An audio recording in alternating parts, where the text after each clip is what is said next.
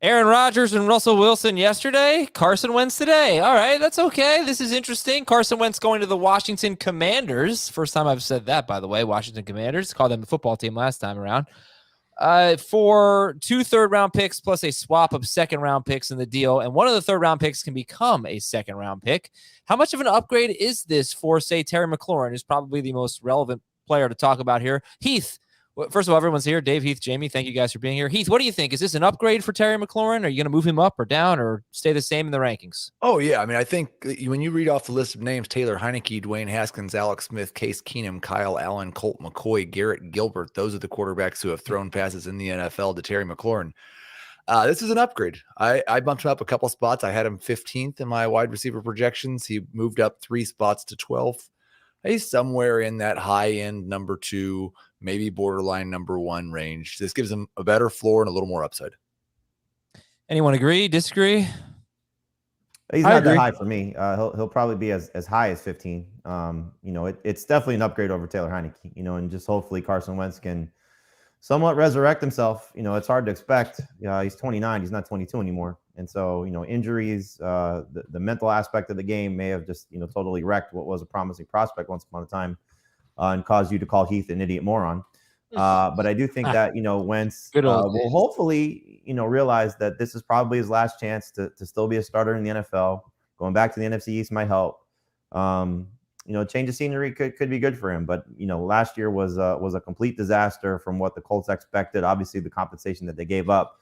Kudos to Chris Ballard and the staff there for Indianapolis to unload his contract, because that's a big boost for the Colts. But for fantasy purposes, Wentz is what he is. He's number 2 quarterback in 2 quarterback leagues only. And hopefully, like Keith said, he's an improvement for Terry McLaurin over the disappointing QBs that he's had for the majority of his career.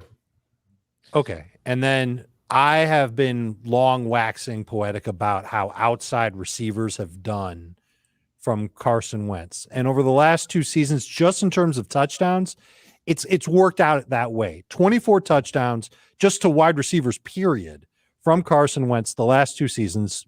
Basically, kind of sort of the same offense over the last years, but same type of philosophies as what I think he'll be in now, maybe a little bit different, maybe not as much downfield. But of those 24 touchdowns to wide receivers, 18 were specifically to receivers lined up wide. And I think that that's going to help Terry McLaurin. I don't think it necessarily knocks him down, but I look at him as a number 2 fantasy receiver still. Last year, he was right around 12.5 PPR points per game, maybe a little bit less than that, whereas Pittman was at 13.5, let's say. So a point different in terms of PPR points per game. I could see McLaurin getting 13, if not maybe even like high 13s, low 14s in PPR points per game with Carson Wentz as his quarterback for however long Wentz is actually healthy for. He's getting a big downgrade in offensive line, moving from Indy to Washington.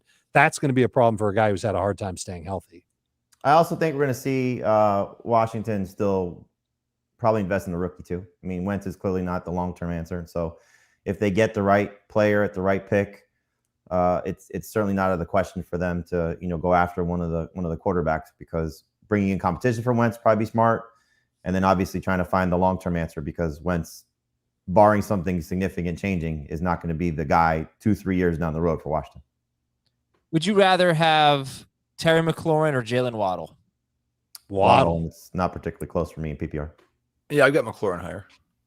See, there you go. I knew. By the way, tell me what you think about this. Taylor Heineke, higher completion percentage than Carson Wentz, significantly. I'd say Wentz was awful. 62.4%, and same exact 6.9 yards per attempt.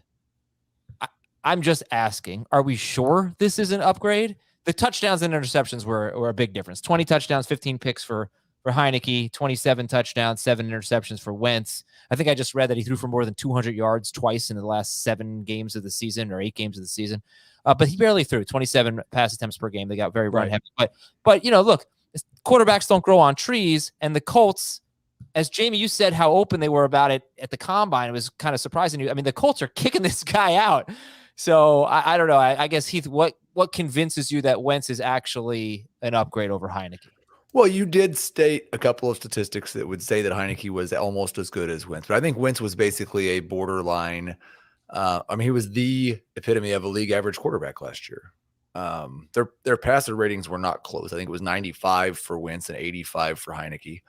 Wentz has been much better in his career, except for that 1 year, which was 2 years ago, where he threw a ton of interceptions. He's been much better in terms of touchdown and interception ratio.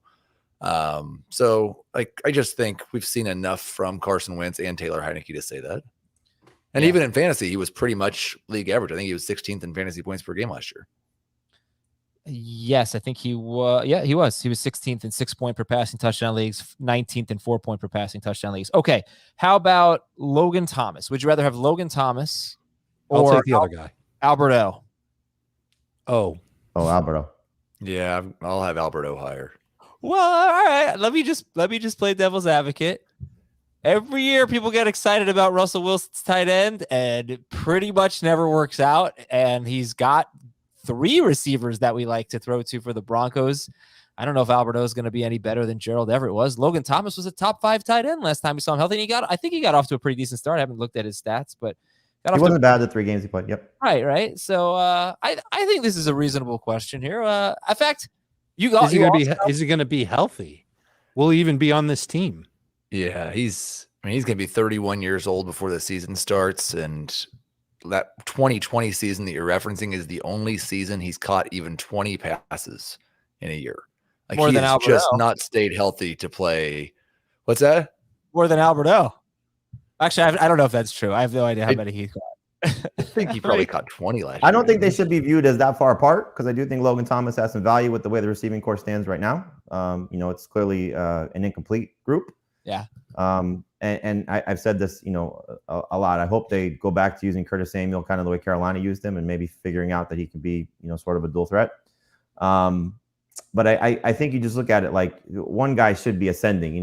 It's kind of telling that the Broncos, I'm sure, we're not going to really stop at anything to get Russell Wilson, but they allowed Noah Fant to go in the trade, feeling probably pretty comfortable that they have a guy that could step in and play at a high level like Alberto.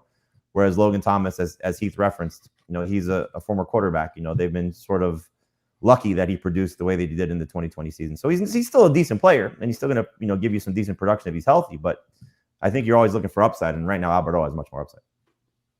Okay, how about this? Oh, by the way, how many catches for Alberto, Heath? Did you find it? 33 last year. Oh, okay.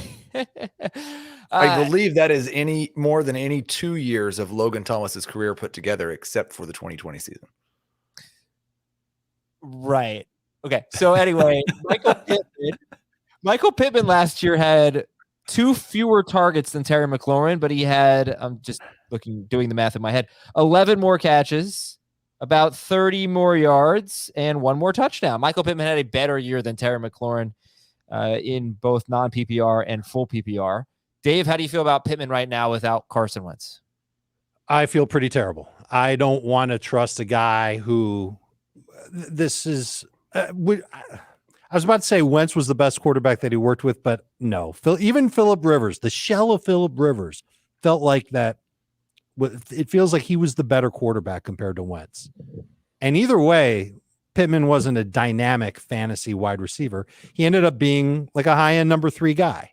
And I think you have to draft him that way right now, knowing that the best case scenario is a rookie or Jimmy Garoppolo.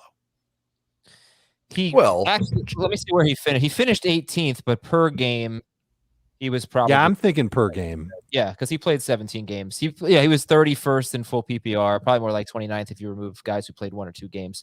So 100% right. High end number 3, mid range number 3 kind of guy. Is that how you view him now, guys? Michael Pittman? Yes. Yeah. Okay. Yeah, I don't think it's. That's the weird thing about the Wentz thing is they have very few outs here to upgrade on the position for this year. But I do think the best case scenario for pretty much all the teams right now, assuming Watson's not getting traded in the division, is Jameis Winston. Ian Rappaport already tweeted that Jimmy Garoppolo seems likely to Indianapolis, which makes sense because 49ers can get out of sending him to another team in the conference, and there's a need.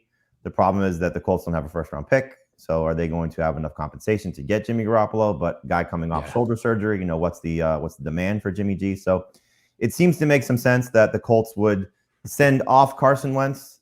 Again, they made it pretty clear that that's something they wanted to do. They unload his contract. But I'm sure, knowing how Chris Ballard operates, that there's a backup plan in place. So, they may already have a trade in the works, and we could be doing this again tomorrow or even later today with the Jimmy Garoppolo podcast to the Colts. Keep your schedule open. Huh? Keep your schedule open. Yeah. So it wouldn't be surprising if that's the next domino that falls here. Most likely it's not Deshaun Watson, and it's seeming more and more likely that Deshaun Watson may not play in the 2022 season, maybe the 2023 season as well. That's a story for another day. But we could be looking at, again, Trubisky, Mariota.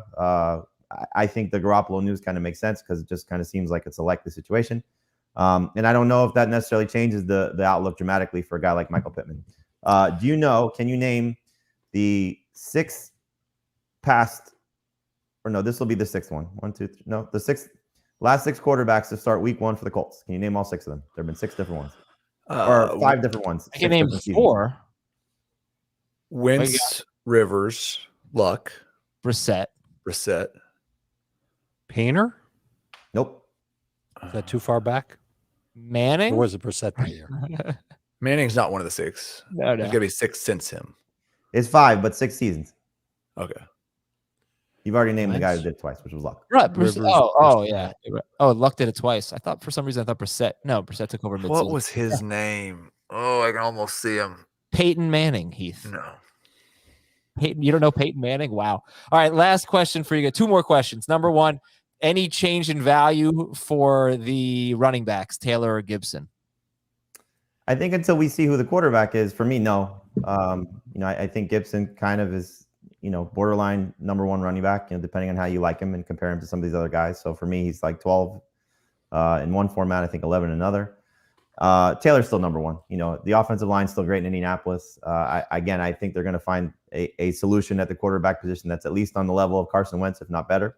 So I'll buy into that. I'm speaking to Jonathan Taylor sometime in the next few weeks, along with his offense coordinator and running backs coach. So hopefully I'll have some answers to that for you, and get some insight as well as to what his thoughts are on losing Carson Wentz.